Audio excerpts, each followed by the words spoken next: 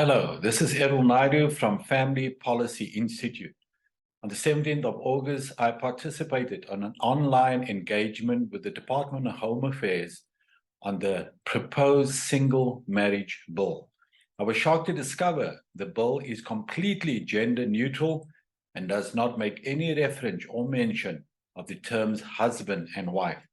This effectively kills off the biblical definition of marriage in South Africa. Monogamous heterosexual marriage will cease to exist when this new single marriage bill comes into effect. Now, government stresses that the purpose for this marriage bill was to rationalize the different marriage laws we have in South Africa and to deal with the protection of women in Muslim marriages. A ruling was made in the Constitutional Court, and this triggered a need for a single marriage bill.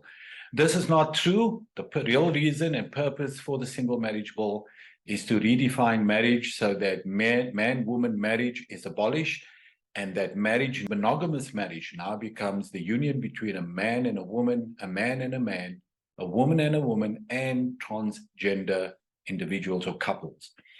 I'm also shocked to discover that the bill makes polyamorous or group marriage possible under the polygamy provisions of the bill.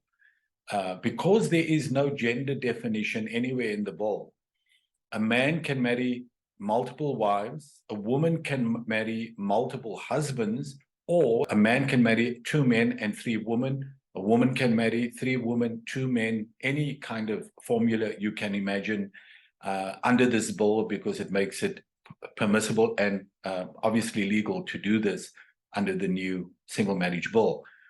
Also, and of great concern, is there is no exemption clause for religious marriage officers. When I asked the legal advisor at the Department of Home Affairs if religious marriage officers would be compelled to solemnize same-sex and transgender unions, his answer was LGBT community can register as marriage officers.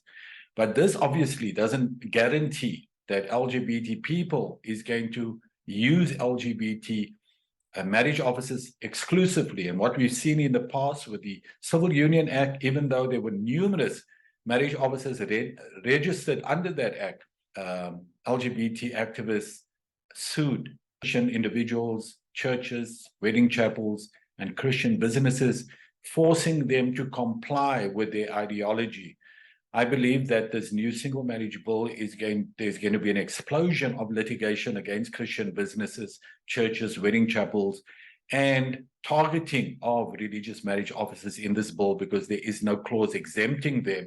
And because this bill is one single bill, it's not like the 3 we currently have. We have the Marriage Act of 1961. We have the Recognition of Customary Marriages Act of 1998, and we have the Civil Union Act of 2006, 3 separate bills. And religious marriage officers will have to register under the Civil Union Act to be able to solemnize same-sex unions.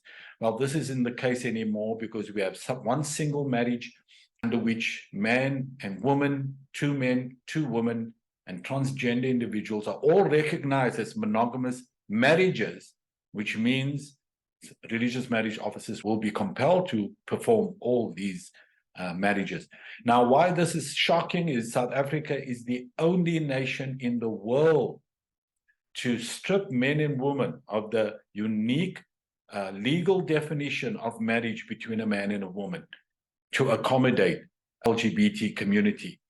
This is crazy, because this is outright discrimination against men and women when a government takes away the unique distinction of marriage between a man and a woman just to appease the demands of a tiny minority LGBT group.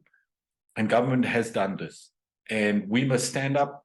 We must say no to this affront to our rights. We must write to the Department of Home Affairs. The email addresses will be on your screen now. You have until the 31st of August to write and comment on the single marriage bill. The next process, it will go to Parliament. Parliament will begin to deliberate, or the Portfolio Committee in Parliament will deliberate on this bill, and there will be a second round of public participation. Please, we need, and I'm appealing to church leaders, denominational leaders, civil society leaders, and married people, Christians, please stand up and say no to the single marriage bill, because we have to stop this.